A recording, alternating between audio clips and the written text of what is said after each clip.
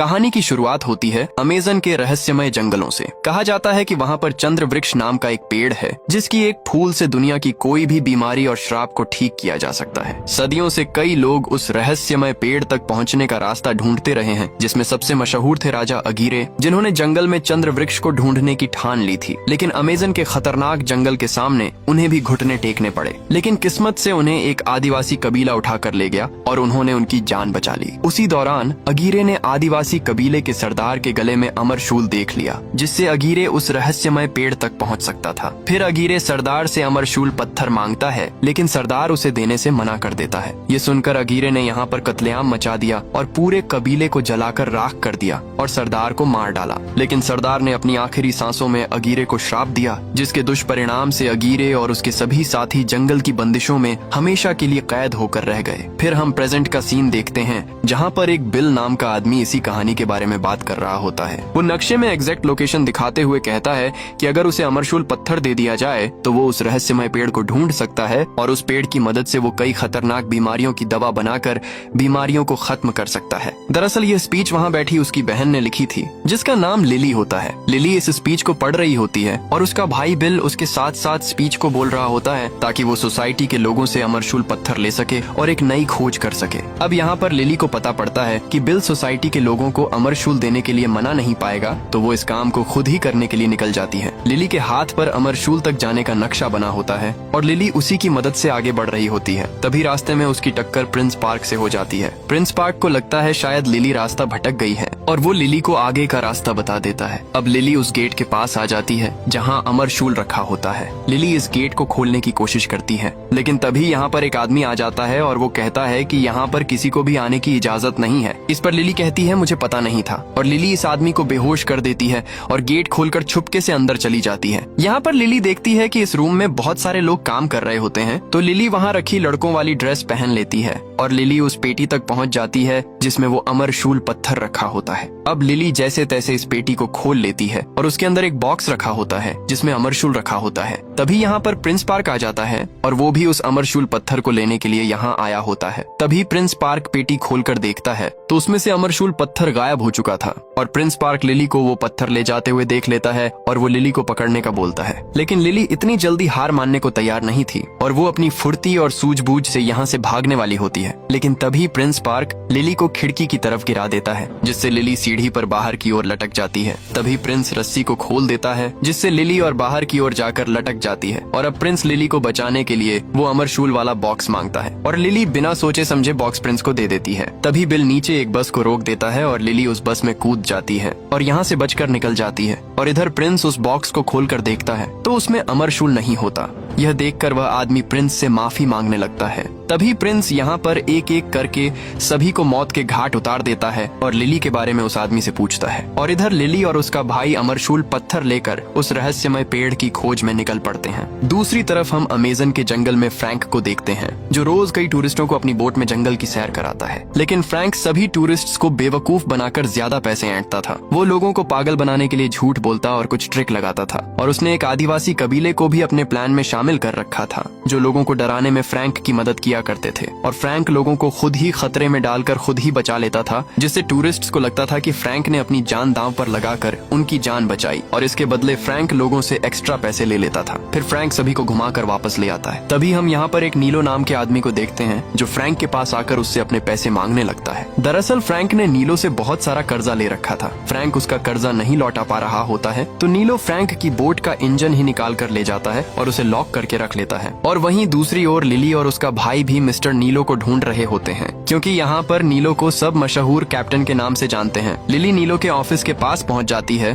और दूसरी तरफ फ्रैंक भी मिस्टर नीलो के रूम में खिड़की से घुस जाता है। वो अपनी बोट के इंजन को खोलने वाली चाबी चुराने आया था और तभी बाहर से लिली गेट खटखटाने लगती है और उसे अमेज़न जंगल में ले जाने के लिए कहती है और नीलो को बहुत सारे पैसे देने का बोलती है। पैसों के बारे में सुनते ही फ्रैंक गेट खोल देता है और अपने आप को मिस्टर नीलो बताने लगता है। फिर लिली अपना नक्शा निकालकर बताती है कि हमें इस जगह पर जाना है। नक्शा देखकर फ्रैंक उससे कहता है, तुम्हें यह नक्शा कहाँ से मिला? इस पर लिली कहती है, ये मेरे पिताजी का है और वो मुझे इसी नक्शे को दिखाकर चंद्र वृक्ष की कहानी सुनाते थे। इस पर फ्रैंक हंसने लगता है और कहता है कि वो कहानी बस एक कहानी है, वो सच में नहीं है। इस पर लिली फ्रैंक से कहती है, ठीक है, तुम मुझे वहाँ नहीं ले जा सकते हो तो मैं दूसरा कैप्टन ढूंढ लूंगी। ये सुनते ही फ्रैंक तुरंत लिली को एक होटल में डील करने के लिए ले आता है। अब यहाँ पर फ्रैंक लिली से $20,000 में डील पक्की कर लेता है। इसी बीच पीछे से उसका भाई बिल ने पहले ही असली मिस्टर नीलो से 50,000 में डील पक्की कर चुका था। ये देखकर लिली को पता चल जाता है कि फ्रैंक नीलो नहीं है बल्कि वो मिस्टर नीलो का कर्जदार है। तभी फ्रैंक लिली के गले में अमरशूल पत्थर देख लेता है। अब फ्रैंक अमरशूल पत्थर पाने के लिए लिली को अपने हाथ से नहीं जाने दे सकता था,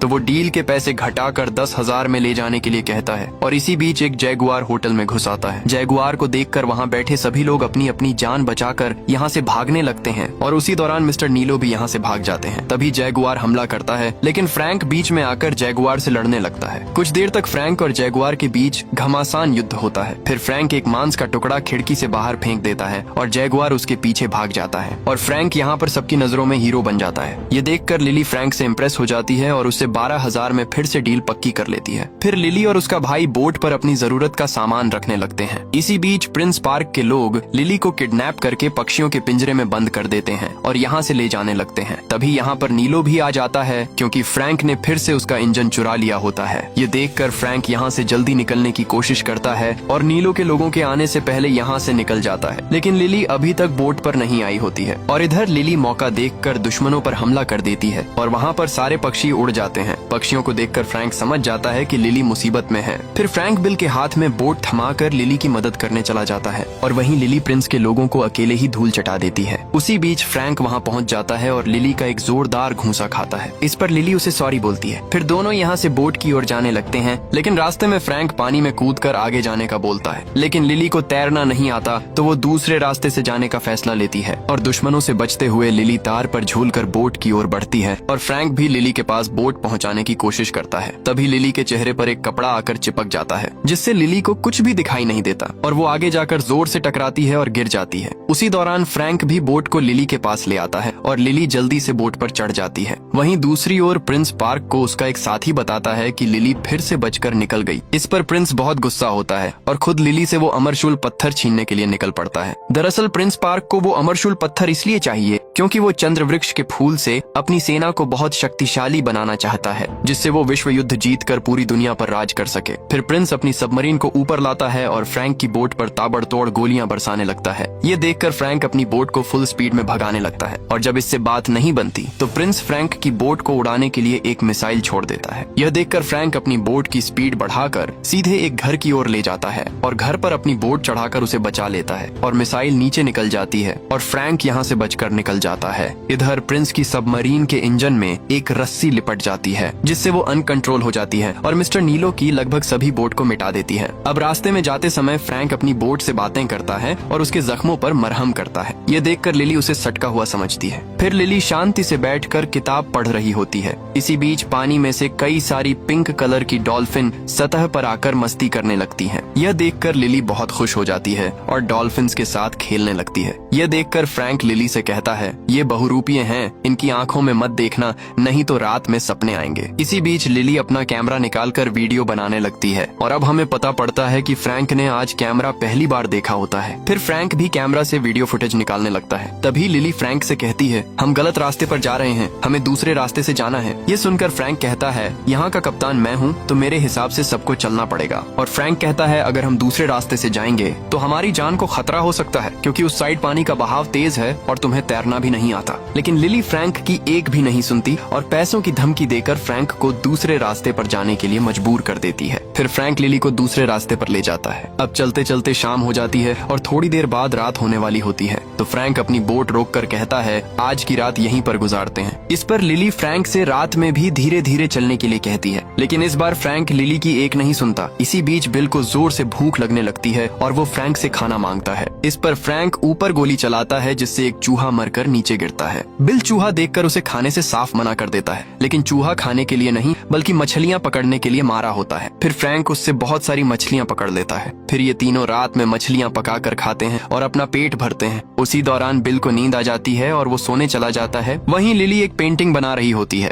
फ्रैंक लिली की पेंटिंग की तारीफ करता है। फिर फ्रैंक लिली से पूछता है, तुम यहाँ इस जंगल में किसी मकसद से आई हो या फिर ऐसे ही टाइम पास करने आई हो? इस पर लिली कहती है, मैं चंद्र वृक्ष को ढूंढने आई हूँ। अगर वो मुझे मिल गया तो सोचो उससे कितनी जानें बच सकती हैं। मैं उससे दुनिया की सारी बीमारियां मिटा दूंगी और उससे विज्ञान में एक नई क्रांति आ जाएगी। इसी बीच अचानक से बिल चिल्लाता हुआ बाहर आता है क्योंकि उस पर एक खतरनाक जैगुआर हमला कर देता है। ये देखकर लिली बुरी तरह घबरा जाती है। तभी फ्रैंक उस जैगुआर को अपने पास बुला लेता है। अब यहाँ हमें पता पड़ता है कि यह जैगुआर फ्रैंक का पालतू जानवर होता है और यह सब देखकर लिली फ्रैंक पर भड़क जाती है और कहती है वो लड़ाई एक नाटक थी और लिली फ्रैंक से गुस्सा होकर सोने चली जाती है। अब दूसरी तरफ हम प्रिंस पार्क और उसके साथियों को देखते हैं जो उस जगह पर आए होते हैं जहाँ पर कई साल पहले अगीरे और उसके साथियों को एक श्राप से कैद कर दिया गया था। यहाँ पर प्रिंस को अगीरे का मरा हुआ शरीर मिल जाता है। फिर प्रिंस एक डिब्बी में से नदी के पानी की 2 बूंद अगीरे के शरीर पर डालता है। दरअसल अगीरे को जिंदा होने के लिए नदी के पानी की आवश्यकता होती है,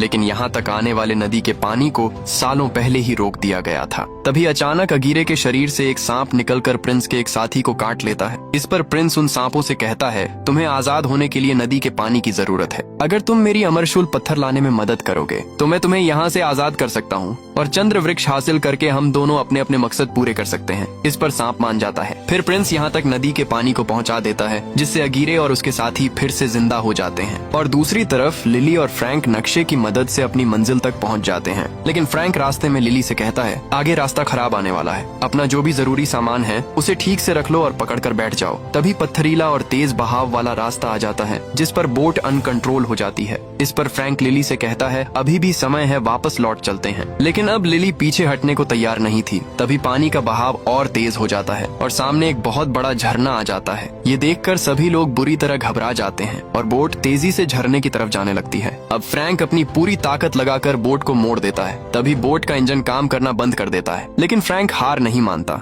और वो जैसे तैसे इंजन चालू करके बोट को आगे बढ़ा ही लेता है। फिर दूसरे रास्ते पर बोट को ले जाता है और अब सभी की जान में जान आती है और फ्रैंक लिली की तरफ गुस्से में देखता है क्योंकि उसके मना करने के बावजूद लिली उसे इस रास्ते से लाई होती है। फिर भी फ्रैंक लिली से एक बार और यहाँ से वापस जाने के लिए पूछता है, लेकिन लिली फिर भी यहाँ से वापस जाने से मना कर देती है और कहती है, मुझे तो इस सफर में बहुत मजा आ रहा है। इसी बीच लिली को उल्टियाँ होने लगती हैं और लिली को देखकर सभी को उल्टियाँ होने लगती हैं। अब हम फ्रैंक और बिल को जंगल में लकड़ियाँ काटते हुए देखते हैं और दोनों आपस में लिली की बुराई कर रहे होते हैं। और इधर बोट पर लिली छुपके से फ्रैंक के गुप्त रूम का लॉक खोलकर अंदर घुस जाती है। लिली यहाँ पर कई चीजें देखती है। उसी दौरान लिली को यहाँ पर अमरशूल पत्थर और चंद्र वृक्ष से जुड़ी एक सीक्रेट किताब मिलती है। ये सब देखकर लिली को फ्रैंक पर शक होता है। तभी फ्रैंक बोट पर आ जाता है और लिली फ्रैंक से इन सब के बारे में बात करती है। वो कहती है, तुम हमसे और कितना झूठ बोलोगे, सीधे सीधे बता दो कि तुम्हें भी वो चीज हासिल करनी है। इस पर फ्रैंक लिली से कहता है, मुझे अब चंद्र वृक्ष हासिल नहीं करना है। ये सच है कि मैं चंद्र वृक्ष ढूंढ रहा था, बिल्कुल तुम्हारी ही तरह। और अपना नक्शा दिखाते हुए कहता है, मैंने अमेज़न जंगल का कोना कोना छान मारा है, लेकिन मुझे चंद्र वृक्ष कहीं नहीं मिला और अब मैंने उम्मीद छोड़ दी है। तभी लिली फ्रैंक से कहती है, क्योंकि तुम्हारे पास अमरशूल नहीं था। उसी दौरान बाहर बिल पर कोई हमला कर देता है। लिली आवाज सुनकर बाहर आती है। उसी दौरान लिली पर भी कोई हमला कर देता है जिससे लिली भी बेहोश हो जाती है। तभी फ्रैंक पर भी हमला हो जाता है और वह भी बेहोश हो जाता है। दरअसल ये इस जंगल के सबसे खतरनाक आदिवासी होते हैं जो फ्रैंक और उसके साथियों को बंदी बनाकर ले जाते हैं। अब ये लोग इन्हें धक्के मारते हुए अपने सरदार के सामने ले जाते हैं। इसी बीच लिली एक लॉकेट चुरा लेती है। तभी फ्रैंक सरदार के सामने जाकर एक दूसरी भाषा में उससे बात करता है और सरदार लिली से वो अमरशूल पत्थर मांगता है। वो कहता है, वो अमरशूल हमारे कबीले से ही चोरी हुआ था। अगर तुम्हें अपनी जान से प्यार है तो वो अमरशूल हमें वापस कर दो। ये सब फ्रैंक लिली को ट्रांसलेट करके बताता है, लेकिन ये सुनकर लिली अमरशूल देने से साफ इनकार कर देती है। और फ्रैंक ट्रांसलेट करते हुए लिली की बात सरदार को कहता है, मैं आपका अमरशूल तब तक नहीं लौटाऊंगी जब तक मैं चंद्र वृक्ष नहीं ढूंढ लेती। इसी बीच लिली हाथ खोलकर मरने मारने पर उतर आती है। तभी सरदार लिली के पास आकर जोर से हंसने लगती है और वो फ्रैंक की पोल खोल देती है। वो कहती है, ये कैसी लड़की को लेकर आए हो, ये तो मरने मारने पर उतर आई। और सरदार अगली बार से फ्रैंक से डबल पैसे लेने की बात कहती है। अब लिली को सब समझ आ जाता है। फ्रैंक लिली को इस बारे में बताने ही वाला होता है, लेकिन वो भूल जाता है। तभी लिली फ्रैंक को एक जोर का घूंसा मारकर वहाँ से चली जाती है। अब लिली कबीले की सरदार से इस अमरशूल पत्थर के बारे में पूछने लगती है। इस पर कबीले की सरदार अमरशूल को देखकर लिली को उसमें लिखी एक पहेली बताती है और कहती है, अमावस्या की रात चंद्र वृक्ष का फूल खिलता है और 2 दिन बाद वो रात आने वाली है। और कहती है कि एक सांप जिसने अपनी ही पूंछ को काट लिया है उसी जगह पर चंद्र वृक्ष मिलेगा। यह सुनते हुए लिली नक्शे में उस लोकेशन को भी देख रही होती है और अब लिली को चंद्र वृक्ष की एग्जिट लोकेशन पता पड़ जाती है और अब लिली यहाँ से अकेले ही वहाँ जाने की बात कहती है। यह सुनकर फ्रैंक उससे कहता है कि अकेले में तुम्हारी जान को खतरा हो सकता है। इस पर लिली फ्रैंक को धोखेबाज और मतलबी कहकर उसके मुंह पर उसके 12,000 रुपए देकर यहाँ से जाने लगती है। इसी बीच कुछ देर बाद यहाँ पर अगीरे और उसके साथी आ जाते हैं और वो एक एक करके सभी लोगों को मारने लगते हैं। यह देखकर फ्रैंक तुरंत लिली के पास जाकर उसे यहाँ से अभी निकलने को कहता है और लिली से अमरशूल मांगता है। इस पर लिली उससे मना कर देती है। तभी यहाँ पर अफरा तफरी मच जाती है। सभी लोग दुश्मन से बचकर इधर उधर भाग रहे होते हैं। तभी अगीरे, जिसके शरीर पर बहुत सारे सांप लिपटे होते हैं, फ्रैंक का रास्ता रोक लेता है। फ्रैंक मौका देखकर यहाँ से भागता है। उसी दौरान एक दूसरा टहनियों वाला राक्षस लिली को पकड़ लेता है। फ्रैंक जैसे तैसे उससे लिली को बचाता है। तभी एक कीचड़ वाला दानव उन पर हमला कर देता है। अब फ्रैंक लिली को बचाते हुए उस पर आग से हमला करता है, जिससे वो जल जाता है और गिरकर टूट जाता है।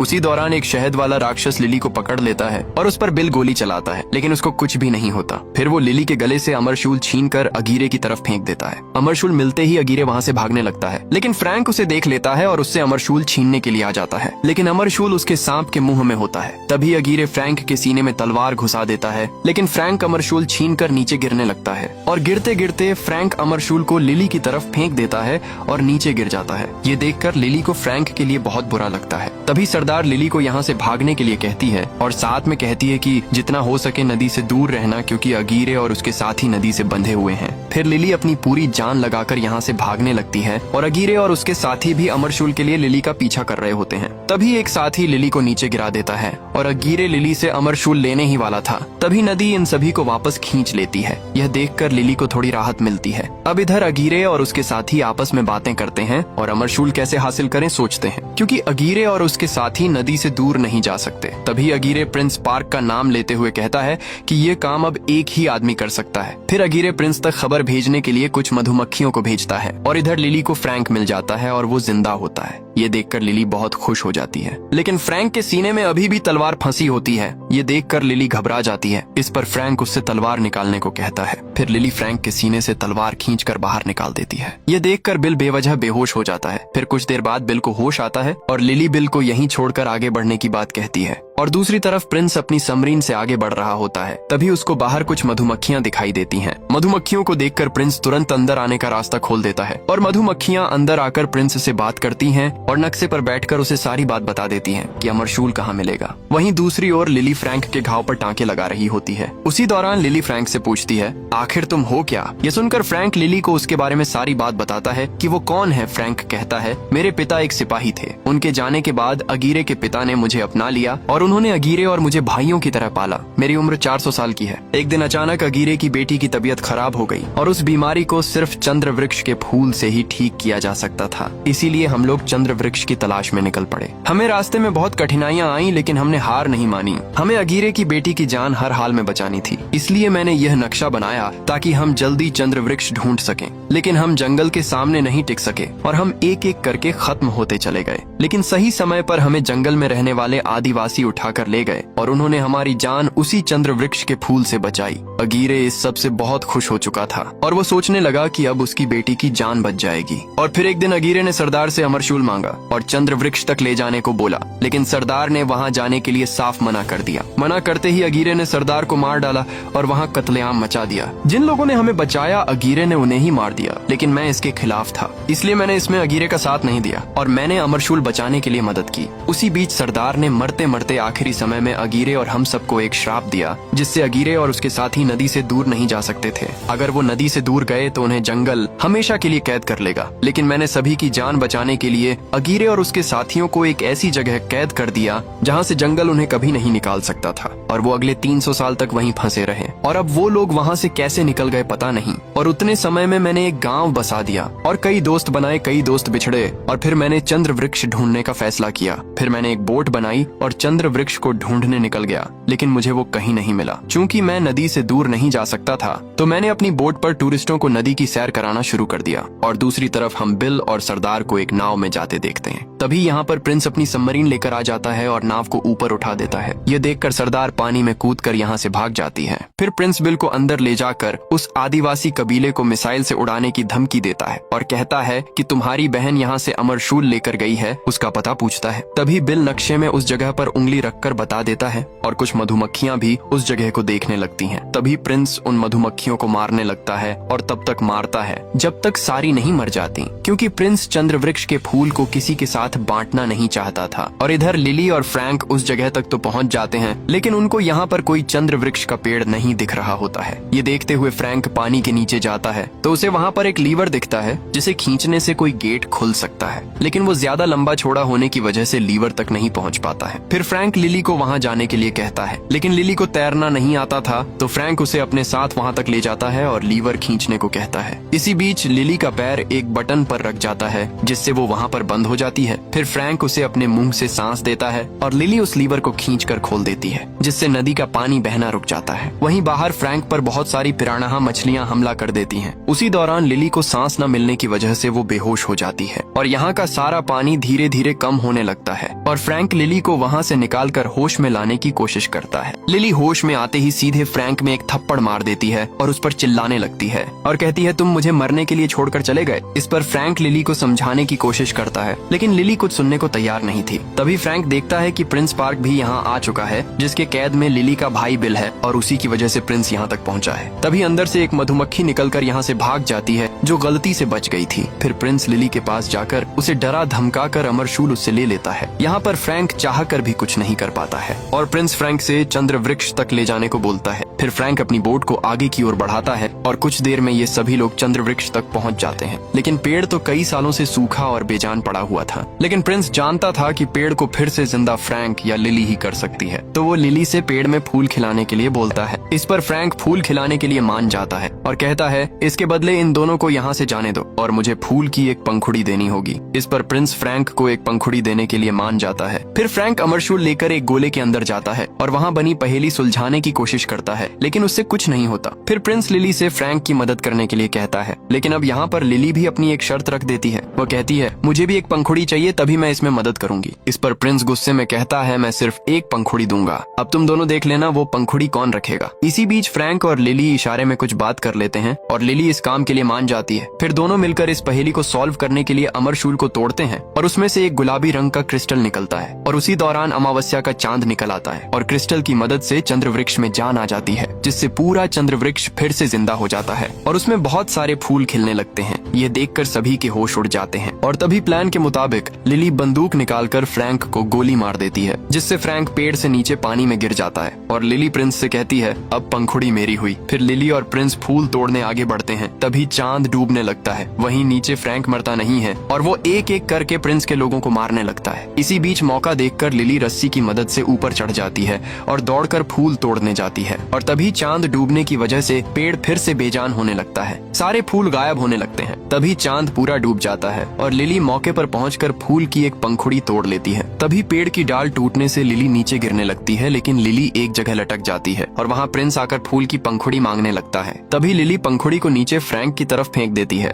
और प्रिंस को अपने रास्ते से हटा देती है और नीचे फ्रैंक पंखुड़ी को जैसे तैसे पकड़ लेता है। तभी यहाँ पर अगीरे और उसके साथी आ जाते हैं। अब प्रिंस अगीरे के मुंह पर वार करता है और उसी कट में से सांप निकलकर प्रिंस पर हमला कर देते हैं। फिर अगीरे और उसके साथी पंखुड़ी के लिए लिली के पीछे पड़ जाते हैं। लिली अपनी जान बचाकर भाग रही होती है। ये देखकर फ्रैंक अगीरे को पंखुड़ी दिखाकर अपनी ओर आकर्षित कर लेता है और फ्रैंक बिल से कहता है, अब हमारा सफर यही तक था और लिली से कहना वो मेरी जान से बढ़कर है। और फ्रैंक अपने जगुआर को भी बिल के साथ छोड़ देता है। फिर फ्रैंक अपनी बोट को फुल स्पीड में भगाने लगता है, लेकिन अगीरे और उसके साथी फ्रैंक तक पहुंच जाते हैं और उस पर हमला करने लगते हैं। लेकिन फ्रैंक एक एक करके उन्हें धूल चटा रहा होता है, लेकिन अगीरे भी पंखुड़ी छीनने के लिए अपनी पूरी ताकत लगा रहा होता है और अगीरे फ्रैंक को पकड़कर उससे पंखुड़ी मांगता है, लेकिन फ्रैंक के पास वो पंखुड़ी नहीं होती और उसी दौरान बोट आगे दीवार से टकरा जाती है, जिससे बोट के छितड़े उड़ जाते हैं और जंगल की लंबी लंबी डालें आकर फ्रैंक और उसके साथ सभी सभी लोगों को पकड़कर अपने में कैद कर लेती हैं और सभी एक बार फिर पत्थर की बेजान मूरत में बदल जाते हैं। और इधर बिल लिली से कहता है, फ्रैंक तुम्हें खुद की जान से भी बढ़कर मानता था और वो तुम्हारे लिए यह पंखुड़ी देकर गया है। ये देखकर लिली घबराकर फ्रैंक की ओर भागती है और लिली यहाँ पर आकर देखती है तो फ्रैंक एक बेजान पत्थर की मूरत में बदल चुका था। अब लिली बहुत दुखी हो जाती है और फ्रैंक के चेहरे को हाथ लगाकर एल उससे रोते हुए कुछ कहती है और अपने पास रखी पंखुड़ी को निकालकर फ्रैंक के मुंह में रख देती है, जिससे पंखुड़ी फ्रैंक के मुंह में चली जाती है। लेकिन इससे कुछ होता नहीं है और लिली उदास होकर यहाँ से जाने लगती है। लेकिन फ्रैंक का पालतू जगुआर अभी तक यहीं बैठा होता है। तभी फ्रैंक के चेहरे पर पिंक कलर की रोशनी निकलती है और इधर लिली को भी इसका एहसास हो जाता है और लिली वापस फ्रैंक के पास जाती है और वो देखती है कि फ्रैंक फिर से इंसान बन रहा होता है। तभी फ्रैंक बाहर निकल आता है। ये देखकर लिली बहुत खुश हो जाती है